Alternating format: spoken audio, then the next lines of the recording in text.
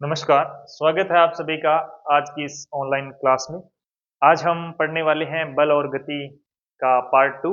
पिछली क्लास में हमने सीखा था कि गति किसे कहते हैं, फिर गति के प्रकार, दूरी, विस्थापन, चाल, वेग और उसके बाद हमने त्वरण के बारे में जानकारी प्राप्त की थी। तो उसके बाद की जो क्लास है हम कंटिन्यू कर रहे हैं। तो आज हम पढ़ने वाले हैं गति के नियमों के बारे में, जो कि आपके जो एग्ज़ाम है उसके अंदर बहुत अच्छा है, जो क्वेश्चन है वो आपको देती है। तो शुरू करते हैं अपनी पार्ट 2 को।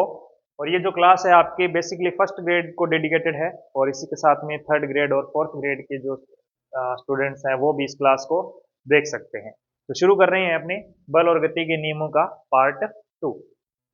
तो सबसे पहले अपने बात करते हैं गति के नियमों के ऊपर। तो अपने पास में जो गति के नियम है, ये सबसे पहले बात करें इन नियमों के बारे में कि ये दिए किसने। तो इसमें आपको नाम मिलेगा सर आइजैक न्यूटन। किसका नाम मिलेगा? Sir Isaac Newton. इन्होंने गति के कितने नियम दिए? 3 नियम दिए।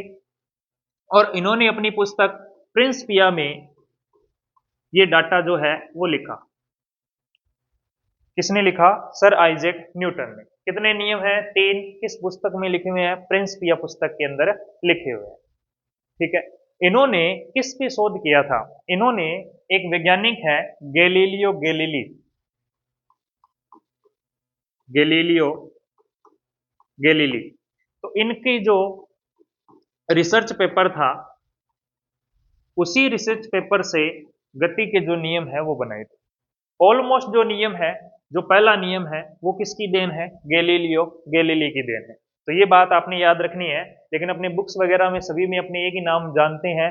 वो किसका नाम जानते हैं? सर आइजैक न्यूटन का नाम जानते हैं। इनका नाम हम नहीं जानते हैं। तो मैंने थोड़ा सा आपको क्लियर कर दिया कि फर्स्ट नियम जो है वो किसकी देन है? Galileo Galilei.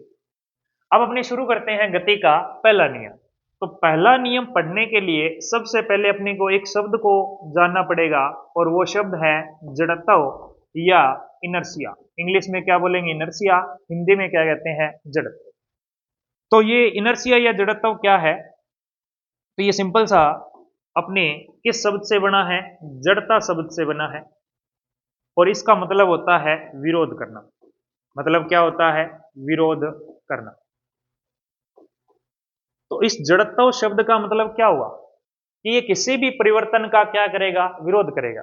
यानी किसी वस्तु का ऐसा गुण जो उसके परिवर्तन का क्या करे? विरोध करे, उसे ही हम क्या कहेंगे?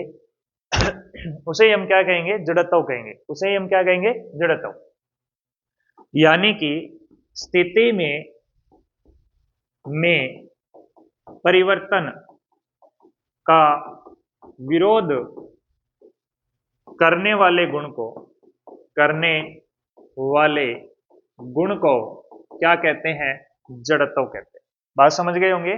जड़त्व क्या है? किसी भी वस्तु का एक ऐसा गुण है जिसके कारण वह अपनी अवस्था को बनाए रखता है, यानी कि वो उस स्थिति को बदलेगा। यानी अगर कोई वस्तु स्थिर है तो स्थिर रहना चाहेगी, गतिमान है तो गतिमान रहना चाहेगी। जैसे ही उसको गति से स्थिरावस्था या स्थिरावस्था से गति अवस्था में लाएंगे तो वो इसका क्या करेगी? विरोध करेगी। इस गुण को क्या कहा जाता है? इस गुण को जड़त्व कहा जाता है। जड़त्व यानी कि इनर्शिया। बात समझ गए होंगे। तो जो गति का पहला नियम है वो क्या कहता है? तो देखो, गति का जो पहला नियम है, इस नियम को हम जड़त्व का नियम भी कहते हैं। कौन सा नियम कहते हैं? जड़त्व का नियम। तो पहला नियम जो है वो आपने जड़त्व को सीखा है, तो वैसा ही वैसा पहला नियम है। क्या है पहला नियम? पहला नियम कहता है कि कोई वस्तु या जो कण है। अब कण का मतलब छोटा सा कण वो नहीं होता है। फिजिक्स में कण उसको कहा जाता है जो कि अपनी जो आकार है, उससे बहुत ज्यादा दूरी तय करे तो उसे क्या कहेंगे? कण कहेंगे। जैसे मैं बहुत 70-80 किलोमीटर दूरी तय करता हूं, तो उसका मतलब ये हुआ कि मैं उसके लिए क्या हूं? कण हूं। यानी कि फिजिक्स के अंदर जो चीजें बहुत ज्यादा दूरी तय करता है उसे हम पार्टिकल मान लेते हैं, कण मान लेते हैं। अब इसका मतलब कतई ये नहीं कि छोटा सा कण होगा। तो कोई वस्तु अपने स्थिति परिवर्तन का विरोध करता है। ये किसकी परिभाषा थी? आपके जड़त्व की। तो इसी से पहला नियम क्या बनेगा? पहला नियम बनेगा, यदि कोई वस्तु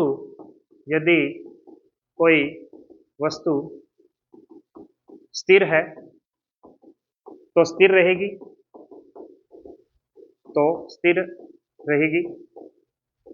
और यदि गतिमान है तो गतिमान रहेगी।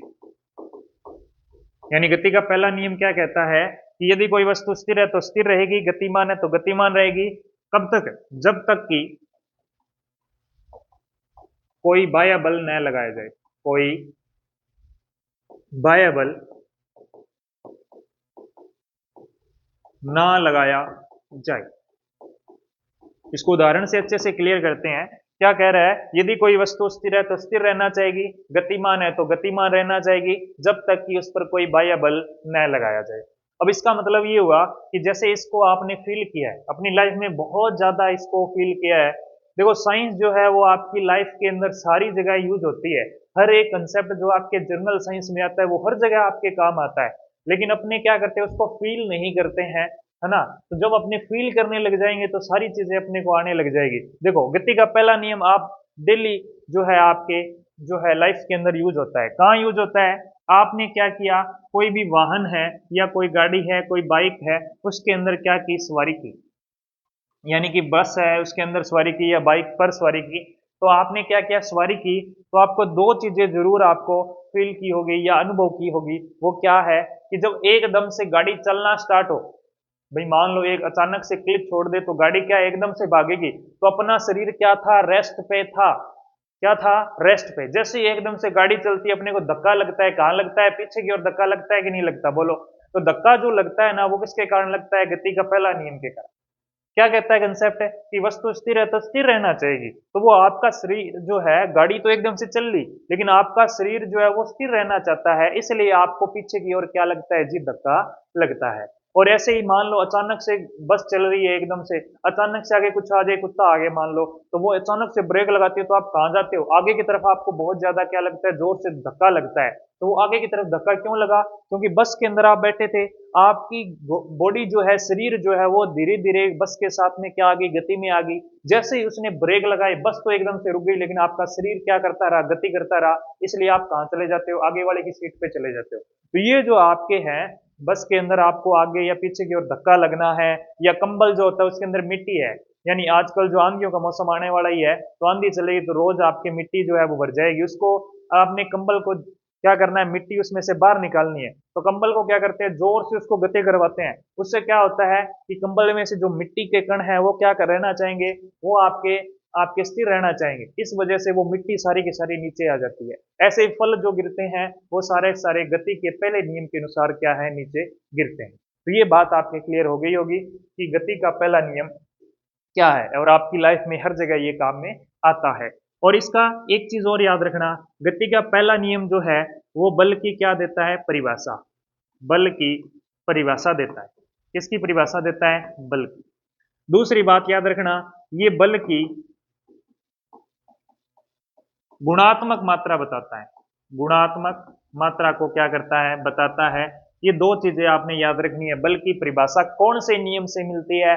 गति के पहले नियम से। और बल की गुणात्मक परिभाषा कौन सा नियम देता है? पहला नियम। क्लियर है? तो ये चीज आपके दिमाग में छप जानी चाहिए, ठीक है ना। अब बात करते हैं अपने गति के दूसरे नियम की। ये अपना हो गया गति का पहला नियम। दूसरे नियम को पढ़ने से पहले एक छोटी सी चीज जाननी पड़ेगी, और वो चीज है संवेग। क्या है? संवेग, या इसको इंग्लिश वाले बोलते हैं मोमेंटम। क्या बोलते हैं जी? मोमेंटम बोलते हैं। अब मोमेंटम क्या है आपके? सिंपल सा है, किसी भी वस्तु के द्रव्यमान और वेग का गुणनफल क्या कहलाता है? संवेग कहलाता है। संवेग को पी से लिखते हैं। एम क्या है आपका? ये पी तो हो गया संवेग। एम क्या है आपका? एम है आपका द्रव्यमान। और वी क्या है आपका? वेग है। वी क्या है जी? वेग है।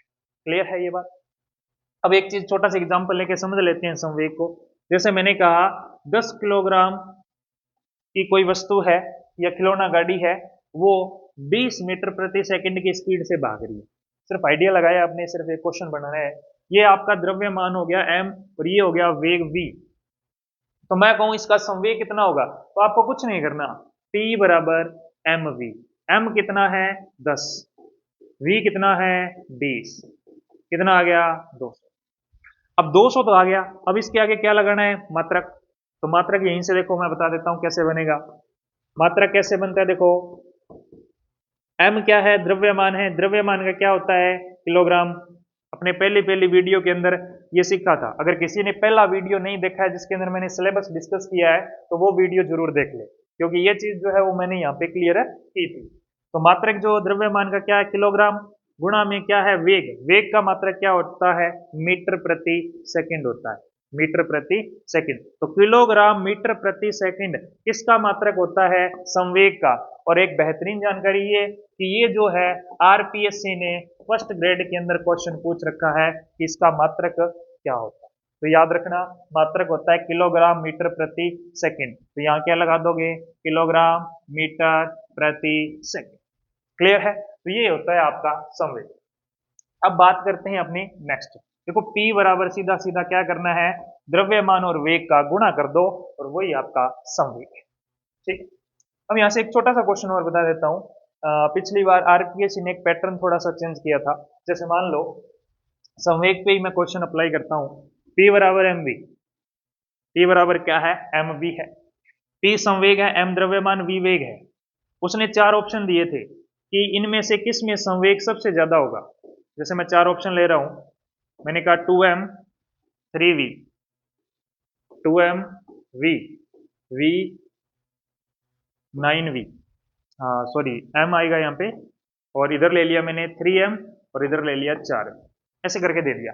इसका मतलब है द्रव्यमान 2m लेना है, वेग 3v लेना है। द्रव्यमान 2m लेना है, वेग v लेना है। द्रव्यमान m लेना है और वेग जो है वो 9v लेना है। ये m था और ये 9v, और ये 3m है और ये 4v है। आपको ये पूछा निम्न में से किसका संवेग अधिकतम होगा, यानी ज्यादा से ज्यादा किसका होगा। तो आपने कुछ नहीं करना, दोनों का क्या करना है, गुणा करना है। इन दोनों का गुणा करो, 3 दुए कितना हो गया 6, mv का mv। यहाँ क्या है 2 का 1 से किया 2 mv, यहाँ पे 9 का, यहाँ पे तो एक ही है कोई नहीं है, तो ये आ गया 9 mv, क्योंकि mv का दुगुना mv होगा, कुछ वैल्यू दे नहीं रखी उसने। तो ये कितना हो गया 12 mv। तो mv तो सब में कॉमन है, इसका कोई फर्क पड़ने वाला नहीं है। फर्क इनसे पड़ेगा, किस में है सबसे ज्यादा, 12 सबसे ज्यादा। तो ये जो है आपका आंसर हो जाएगा। इस तरह से आप इसको अप्लाई कर सकते हो। कोई भी आपके क्वेश्चन आ जाए, जैसे मान लो आपको क्वेश्चन दे दिया स्पीड का, दे दिया s बराबर d बटे क्या दे दिया जी, t दे दिया। अब वो बोले कि इसमें से किसकी स्पीड ज्यादा होगी, जैसे 4 ऑप्शन लिख दूं मैं, कितने ऑप्शन, 4 ऑप्शन, 4 ही मिलते हैं। वैसे 5वां ऑप्शन आता है इनमें से कोई नहीं, तो वो मैं ऑप्शन नहीं दे रहा हूं, 4 ऑप्शन। एक तो है 2d t, एक है 3d 2t, एक है 8d 2t, एक है 3d और t। ये 4 ऑप्शन मैंने दे दी। इनमें से किसकी स्पीड ज्यादा होगी। भाई आजकल जो है न्यूमेरिकल सिंपल सिंपल, जैसे मैं इसमें क्वेश्चन दे देता कि 10 मीटर दूरी 2 सेकंड में तय करता है, तो बताइए स्पीड कितनी है, बच्चा ही कर देगा ये तो, s बराबर 10/2 कितनी 5 मीटर प्रति सेकंड, हर कोई कर देगा ऐसा क्वेश्चन। आजकल पैटर्न चेंज हो गया है, आरपीएससी पिछले 2022 में ऐसे क्वेश्चन पूछ रही है इस तरह से। तो इसके अंदर क्या बनेगा, सिंपल सा है, d/t है, डिवाइड में रख दो और वैल्यू निकालो। आप कैसे करोगे, इसको क्या लिखोगे, 2d/t बन गया, ये क्या बन गया 3d/2t बन गया, ये क्या बन गया 8d/2t बन गया। इस तरह से ये आपके, और इसके अंदर क्या बन जाएगा 3d/t बन गया। यहाँ पे अगर आंसर फाइनल निकालोगे तो देखो कैसे बनेगा, यहाँ तो यही रहेगा 2d/t रहेगा, यहाँ क्या रहेगा 3/2 है, तो ये हो गया 1.5d/t। यहाँ क्या हो गया कट के 4d/t, इतना तो पता ही है, 2 से डिवाइड करेंगे 4 आ जाएगा। ये है 3d/t। इसमें सबसे ज्यादा पूछे तो सबसे ज्यादा तो ये 4d/t है, और सबसे छोटा पूछे तो कौन सा है 1.5d/t है। तो इस तरह से ट्रेंड चल रहा है। तो आपको जो फॉर्मूले बता रहा हूँ ना, वो अच्छे से याद कर लेना। वैसे तो ये बहुत इजी क्वेश्चन है, लेकिन थोड़ा सा अप्लाई बेस्ड क्वेश्चन है, अप्लाई करके आपको ये करना पड़ेगा। तो ये आप आसानी से इस तरह से कर सकते हैं। आपको कुछ नहीं है, जो नंबर दिए हुए हैं उनको मल्टीप्लाई करना है। बाकी इनमें तो डी बाई टी ये तो सारा क्या था, कॉमन था। जैसे इसमें एम वी क्या था जी, कॉमन था। तो आशा करता हूँ ये क्वेश्चन आप आसानी से कर लेंगे। इस तरह से आएंगे तो आप छोड़ेंगे नहीं, ठीक है ना, कर लेना है। नेक्स्ट देखो, अब अपने बात करते हैं गति के दूसरे नियम। पहले मैं दूसरे नियम का स्टेटमेंट लिख देता हूं और उसके बाद मैं आपको समझा देता हूं स्टेटमेंट क्या कहना चाहिए। दूसरा नियम कहता है कि संवेग में, देखो मैंने कहा था ना संवेग काम आएगा, तो पहला अक्षर यही आता है, पहला शब्द जो है वो यही आता है। संवेग में परिवर्तन की दर, संवेग में परिवर्तन की दर बल के बराबर होती है। ये कहता है गति का दूसरा नियम। अब ये जो स्टेटमेंट है ये बहुत भारी भरकम है, समझ में ही नहीं आ रही क्या कह रहा है ये। इसको आसानी से समझते हैं। देखो मान लो आपके पास कोई वस्तु थी जिसका द्रव्यमान कितना है, m है। पहले वो u स्पीड से चल रही है, बाद में मान लो उसकी स्पीड कितनी हो गई, v हो गई।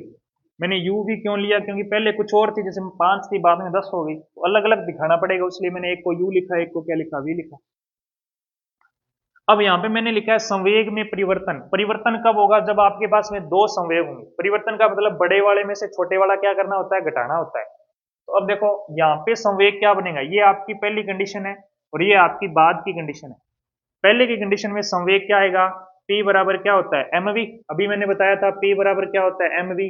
तो द्रव्यमान कितना है, m, वेग कितना है, u। ठीक है, ये आपका P1 आ गया। फिर बाद का निकाल रहे हैं, दूसरी कंडीशन है, तो P2 आएगा, यहां आ जाएगा mv। समझ गए कैसे लिखा मैंने। अब मैंने कहा संवेग में परिवर्तन निकालना है। परिवर्तन का मतलब होता है अंतर कितना है, तो अंतर को तो मैं ऐसे लिखूंगा P2 माइनस P1 ही लिखूंगा ना। तो ये क्या आएगा, इधर तो कितना है mu, इधर है mv, तो 2 पहले लिखना है, mv माइनस mu। ठीक है, ये तो क्या आ गया, संवेग में परिवर्तन। इसको इस तरह से भी लिखते हैं, डेल्टा पी से भी डिनोट कर सकते हैं। ये अंतर को दिखाता है। ये त्रिभुज जो है ये किसको दिखाता है, ये आपके अंतर को दिखाता है। क्लियर है। अब यहाँ पे क्या करना है आपने, ये तो आ गया संवेग में परिवर्तन। आगे क्या लिखा है, की दर।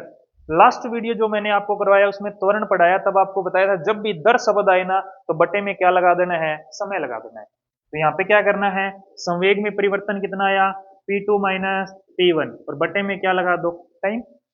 अब P2 माइनस P1 की वैल्यू देखो, P2 माइनस P1 की वैल्यू ये है, ये वैल्यू यहाँ पे रखते हैं, तो देखते हैं क्या बनता है। तो देखो ये किसके बराबर है, बल के बराबर है। ये कह रहा है ना कि दर जो है बल के बराबर, बराबर कर दिया मैंने। अब देखो P2 माइनस P, ये कितना आएगा, m v minus M U divide में t, और बराबर में कितना, f आ गया। अब इन दोनों में एक जैसा क्या दिख रहा है, m कॉमन आ गया, यहां से v बच गया और यहां से क्या बच गया, u, और बटे में आ गया t बराबर f। अच्छा एक चीज बताओ मेरे को, ये कोई जाना पहचाना लग रहा है क्या, ये इतना इतना कुछ जाना पहचाना लग रहा है क्या। आप कहोगे जी बिल्कुल, a बराबर v माइनस यू बटे टी, अभी पिछली क्लास में पढ़ा है, जिन्होंने नहीं देखा वो पिछली वीडियो देख लो। तो देखो ये क्या है, a, तो m a बराबर क्या हो गया, f। तो ये सूत्र किसका है, अरे बताओ रे किसका सूत्र है। आप कहोगे ये किसका सूत्र है, बल का सूत्र है। किसका सूत्र है, बल का। तो ये चीज आपको समझ आ गई होगी कि बल का जो सूत्र है वो कैसे बनता है। संवेग में परिवर्तन की दर जो है वो बल के बराबर होती है। तो इस तरह से अपने क्या कर सकते हैं, गति के दूसरे नियम से अपने को क्या प्राप्त हुआ, बल का सूत्र। पहले से परिभाषा, दूसरे से क्या प्राप्त होता है, सूत्र। तो मैं यहाँ पे लिख देता हूं आपको, ये चीज भी इंपॉर्टेंट है, कई बार स्टेटमेंट दे देता है वो, तो भी आप इस प्रश्न को कर सकते हैं क्या, कि बल का सूत्र प्राप्त होता है किससे, गति के दूसरे नियम से। ठीक है, अगला क्या देखना है, अगला ये मात्रात्मक परिभाषा है। मात्रात्मक यानी मात्रा को बताता है कितना है, मात्रात्मक परिभाषा है। कैसी परिभाषा है ये, मात्रात्मक परिभाषा है। ठीक है, याद रख लोगे। अब एक चीज और, आपको मैंने मात्रक बताया था संवेग का, रिपीट करो, किलोग्राम मीटर प्रति सेकंड। किलोग्राम मीटर प्रति सेकंड किसका मात्रक है, आपके आपके संवेग का मात्रक है, पी का मात्रक है। तो ये चीज आप समझ गए होंगे। तो ये गति का कौन सा नियम है? दूसरा। अब आप कहोगे इसका एग्जाम्पल तो हमें बताया ही नहीं, ये यूज कहाँ होता है डेली लाइफ में? तो देखो एग्जाम्पल देखो, एफ बराबर क्या है, डेल्टा पी बाई टी लिख दो, या एफ बराबर क्या लिख दो, एम वी माइनस यू बटे टी लिख दो, या एफ बराबर है एम ए लिख दो। यही होता है। अब देखो ये जो अंतर जितना कम होगा, भाई ये तो भाग में है, भाग तो जितनी बड़ी राशि का देंगे उतना ही छोटा आएगा। ये जो राशि है ये अगर कम होगी ऊपर वाला, तो बल का मान भी क्या होगा? कम होगा। ठीक है। अगर ये ज्यादा करोगे तो ये घटता है, और ये घटाते हो तो ये बढ़ता है। ठीक है। तो यहाँ पे अगर इसको बढ़ाओगे तो ये भी बढ़ता है, ये घटाओगे तो ये घटता है। तो संवेग में जितना ज्यादा परिवर्तन होगा ना, उतना ही आपके बल का मान भी क्या करेगा? घटेगा। है ना? तो अपने क्या करते हैं, जब कैच लेते हैं, क्रिकेटर जो होते हैं क्रिकेट खेलते हैं, जो आजकल आईपीएल का सीजन भी चल रहा है आप वो देख रहे होंगे, उसमें जो कैच लेते हैं तो वो हाथों को थोड़ा सा पीछे खींचते हैं। क्यों खींचते हैं? क्योंकि बॉल और हाथ जो है उनके बीच का जो संवेग है उसमें क्या आ जाए, थोड़ा सा चेंजमेंट आ जाए, जिससे उसके हाथों में क्या नहीं लगे, चोट नहीं लगे। क्यों? क्योंकि ये डेल पी बाई टी है, ये किसके बराबर है? बल के बराबर। हाथ को सामने लेके जाएंगे तो जोर से आपके संवेग परिवर्तन होगा नहीं, तो आपके क्या लगेगा? जोर से धक्का लगेगा, यानी ज्यादा बल लगेगा, तो हाथ के चोट लग सकती है। वो हाथ के चोट नहीं लगे, इसीलिए वो क्या है, आपके हाथों को थोड़ा सा पीछे खींचते हैं। बात को समझ गए होंगे, आसानी से समझ गए होंगे, ये प्रश्न में भी आया हुआ है एक बार। ठीक है। अब बात करते हैं गति के तीसरे नियम, इसकी बात करते हैं गति के तीसरे नियम की। इस नियम को क्रिया प्रतिक्रिया नियम कहते हैं। क्या कहते हैं? क्रिया प्रतिक्रिया नियम, क्रिया प्रतिक्रिया नियम भी कहते हैं। समझ रहे हो बात को? अब ये नियम जो है बहुत इजी है, आपने लाइफ में बहुत जगह यूज किया है और आप इसको जानते हैं। क्या नियम है? प्रत्येक क्रिया की, प्रत्येक क्रिया की समान परिमाण, समान परिमाण व विपरीत दिशा में, विपरीत दिशा में प्रतिक्रिया होती है। क्या होती है? प्रतिक्रिया होती है। तो ये जो है, ये स्टेटमेंट आपकी किसका है? तीसरे नियम का स्टेटमेंट है। सिंपल सा है कि प्रत्येक क्रिया की समान एवं विपरीत क्या होती है? प्रतिक्रिया होती है। और इसका स्टेटमेंट अगर लिखें तो क्या बनता है? F12 इज इक्वल F21, लेकिन यहाँ निशान माइनस का आता है, और ये जो माइनस का निशान है ना, ये सिर्फ किसको बताता है? ये सिर्फ दिशा को बताता है, डायरेक्शन को बताता है। यानी F12 और F21 बराबर होंगे, लेकिन दिशा क्या होगी जी? विपरीत होगी। अब F21 और 12 का क्या मतलब हुआ? इसका मतलब ये हुआ कि दो बॉडी हैं ए और बी, दोनों कांटेक्ट में आएगी, तो पहले के द्वारा दूसरे पर लगा बल, पहले के द्वारा दूसरे पर लगा बल ए बी होगा, और दूसरे के द्वारा पहले पर लगा बल एफ बी ए होगा। ये दोनों बराबर होंगे, लेकिन दिशा क्या होगी इनकी? विपरीत होगी। यही कौन बताता है? F12 और F21, यानी दोनों बल बराबर लेकिन दिशा एक में क्या होगी? विपरीत। कई बार ये डायरेक्ट स्टेटमेंट भी आपको दे देते हैं। ये गति का कौन सा नियम था? आपके तीसरा नियम था। प्रत्येक क्रिया की समान एवं विपरीत दिशा में क्या होती है? प्रतिक्रिया। अब इसका यूज क्या होता है? एग्जाम्पल देखो, पहला है आपके जो नाविक है, कौन? नाविक। वो नाव को खेते हैं, यानी कि नाव को आगे चलाने के लिए वो उसके पास में जो भी यंत्र होता है उससे क्या करता है? पानी को पीछे धकेलता है, लेकिन नाव कहाँ जाती है? आगे जाती है। तो ये क्रिया प्रतिक्रिया का ही है। और इससे ज्यादा अच्छे से समझना है ना, तो आप अपने हाथ को क्या करो?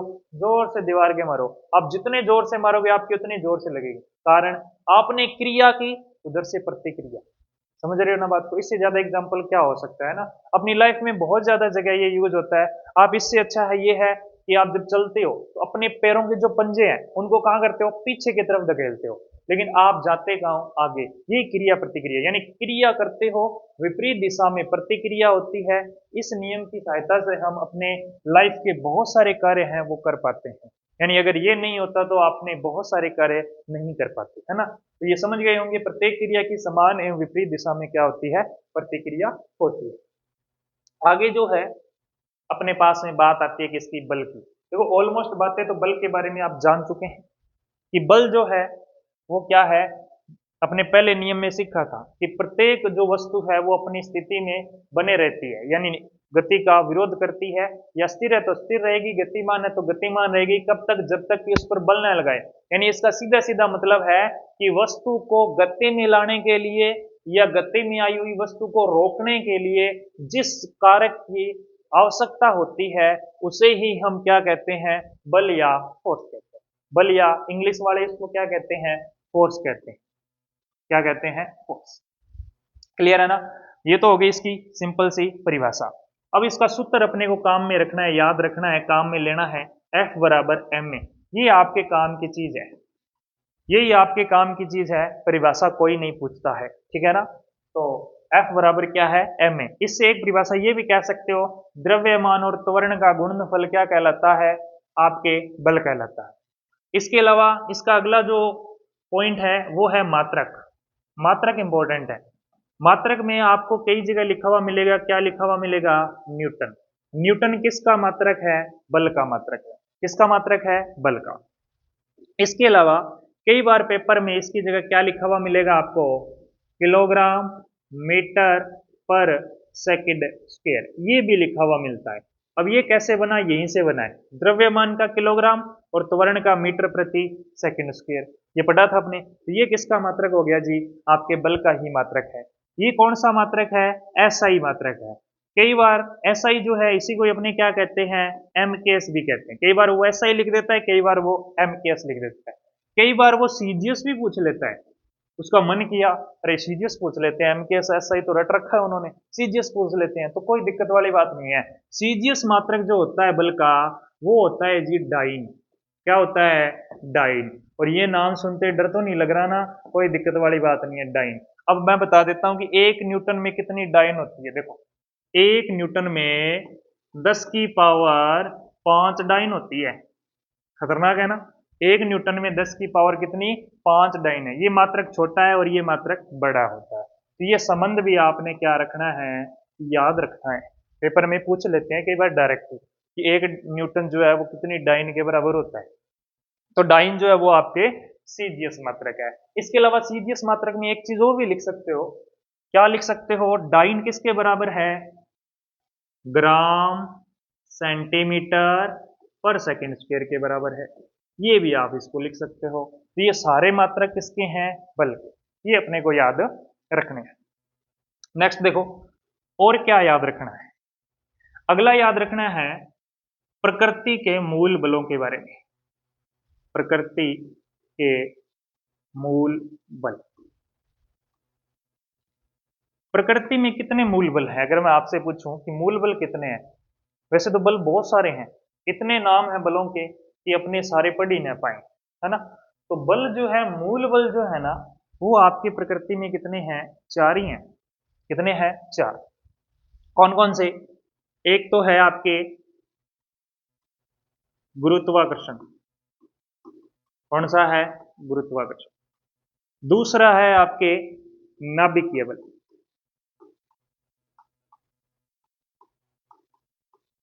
और तीसरा है दुर्बल बल।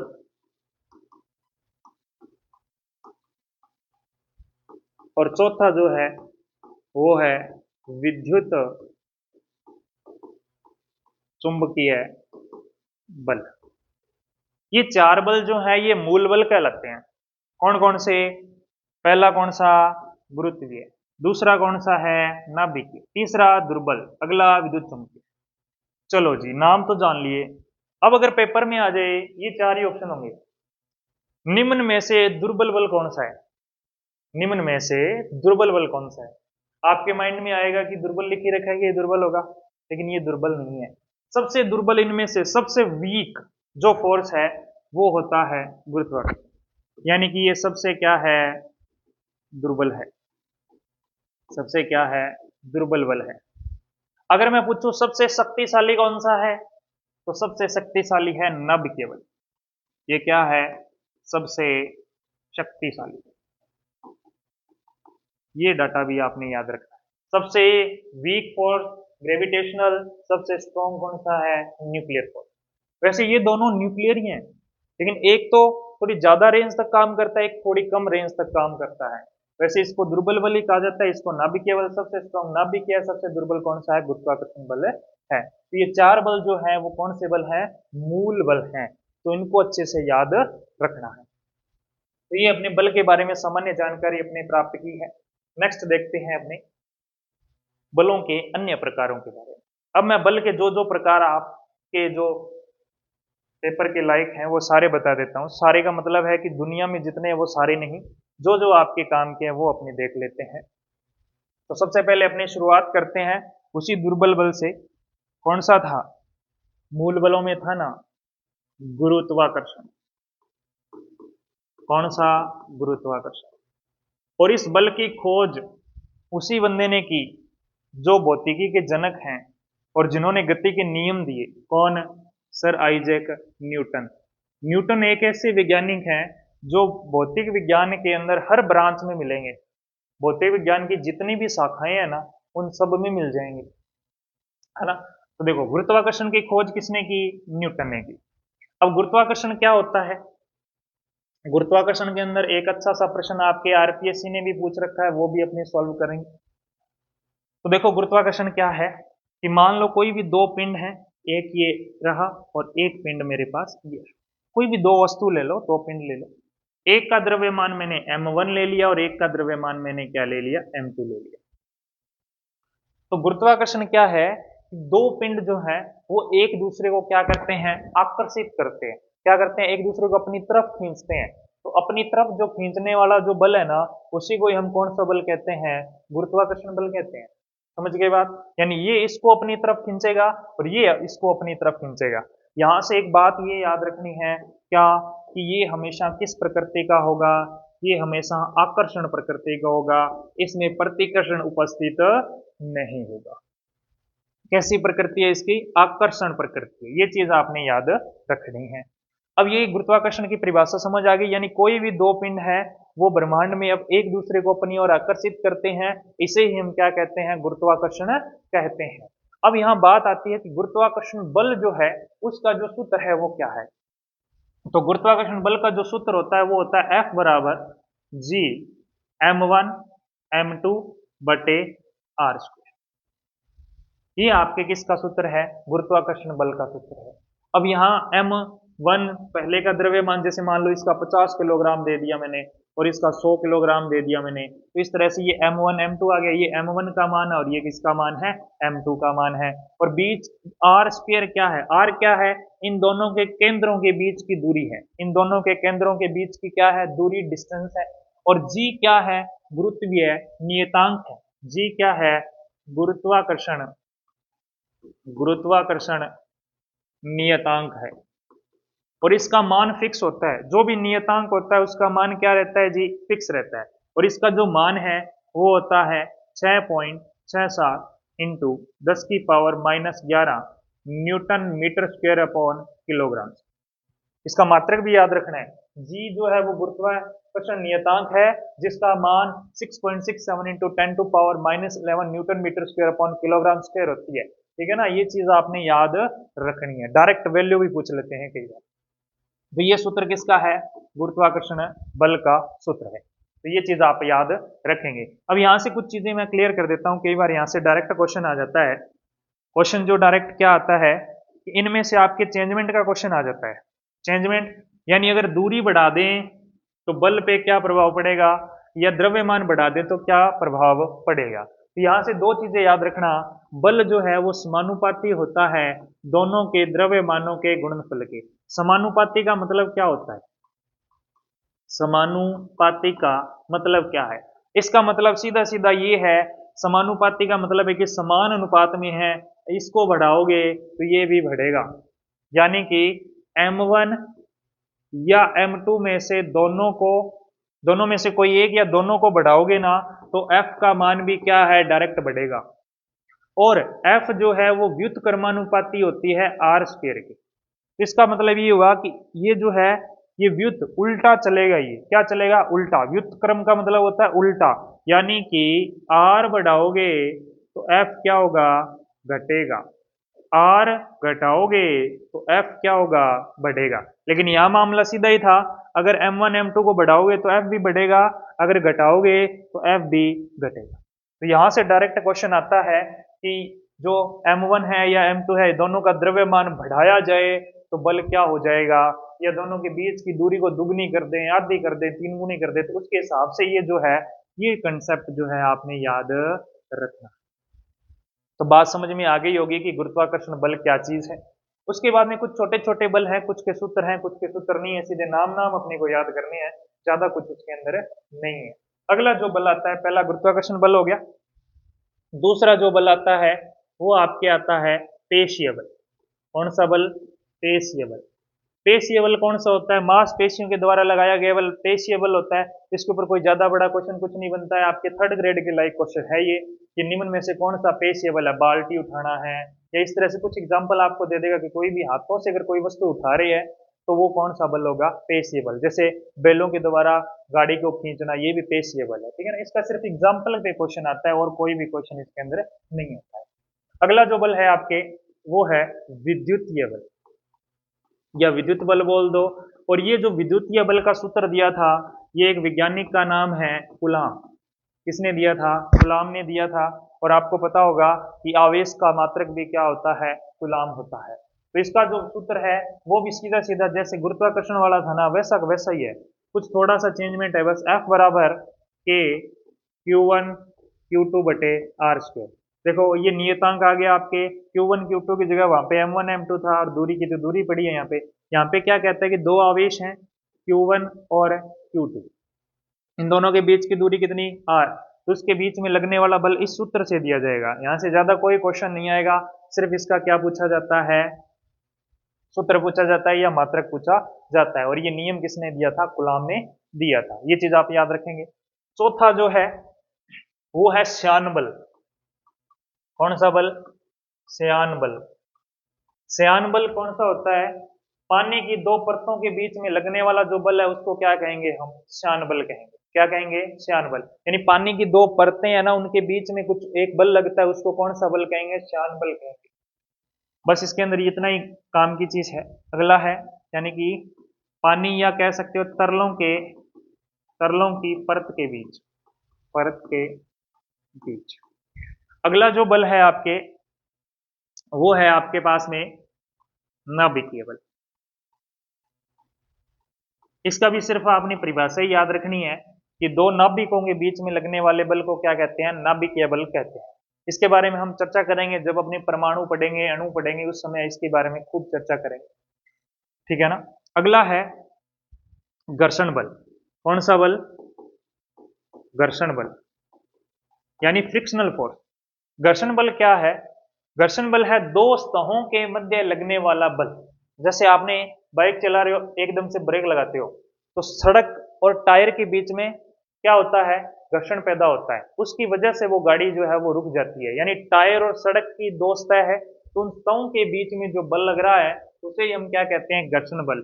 यानी कि दो परतों के बीच में भी कह सकते हो, या दो सतहों के बीच में जो बल लग रहा है। ये तो स्पेशल तरल की परत के बीच में है, ये डायरेक्ट आपके दो परतों या सतहों के बीच में लगने वाला बल है, इसे हम क्या कहते हैं? घर्षण बल।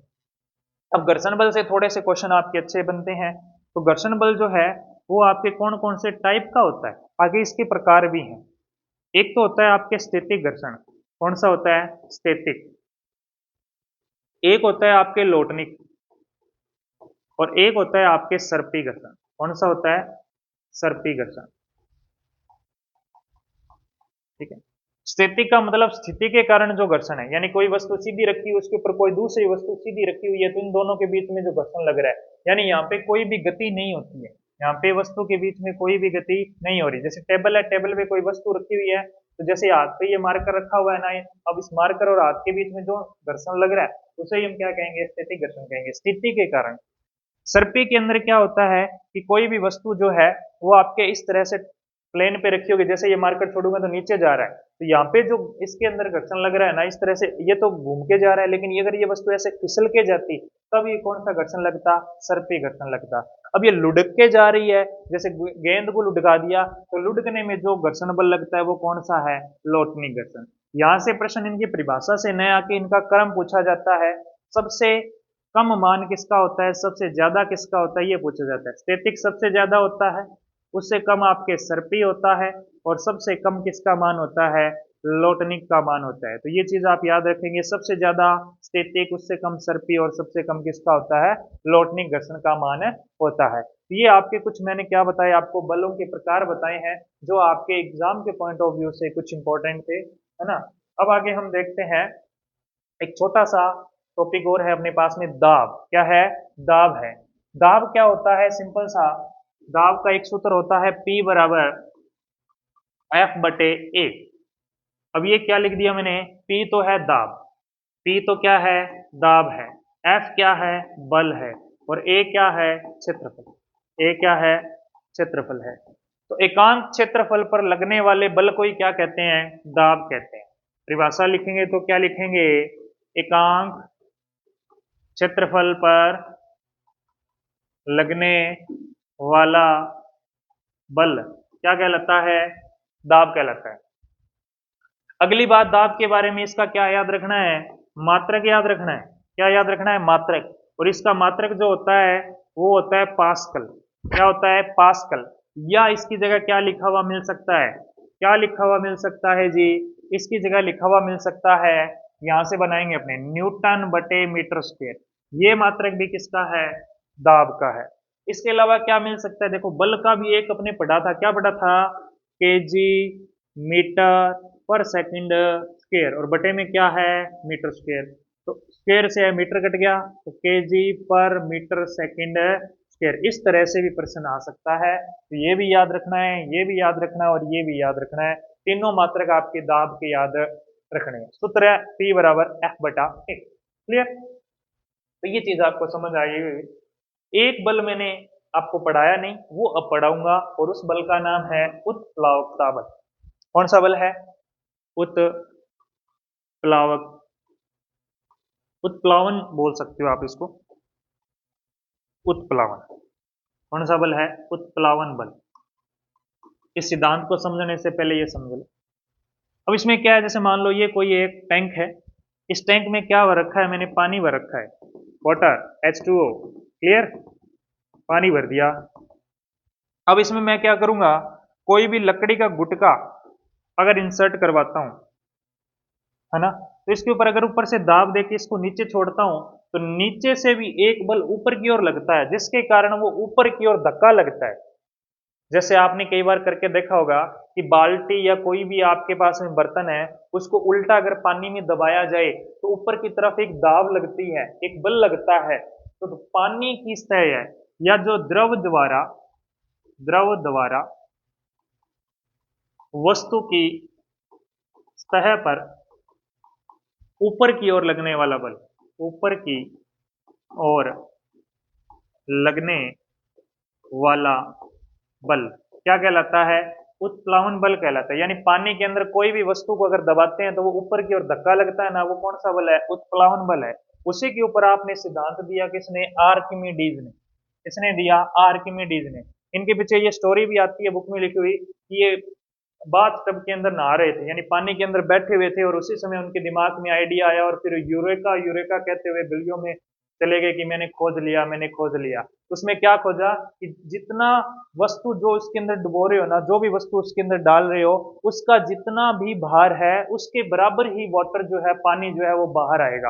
यानी जिस द्रव्यमान का वस्तु उसके अंदर पानी में डाल रहे हो, उतना पानी ही, उस भार के बराबर ही पानी जो है वो बाहर निकलता है। ये आपके आर्किमिडीज का सिद्धांत है। इसमें कोई ज्यादा खास बात नहीं है, यहाँ से कोई ज्यादा क्वेश्चन नहीं आते हैं अपने। तो ये जो था आर्किमिडीज का सिद्धांत था, क्या था कि किसी भी द्रव के अंदर वस्तु को डालते हैं तो द्रव के द्रव्यमान के बराबर ही जल जो है वो बाहर निकलता है। तो ये अपने जो था बल के बारे में अपने जो चैप्टर है कंप्लीट होता है।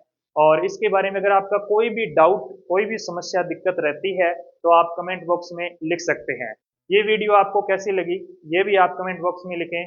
इसके साथ ही अपने साथियों को ये जो वीडियो है शेयर कर दें, और इस वीडियो को लाइक कर दें। धन्यवाद।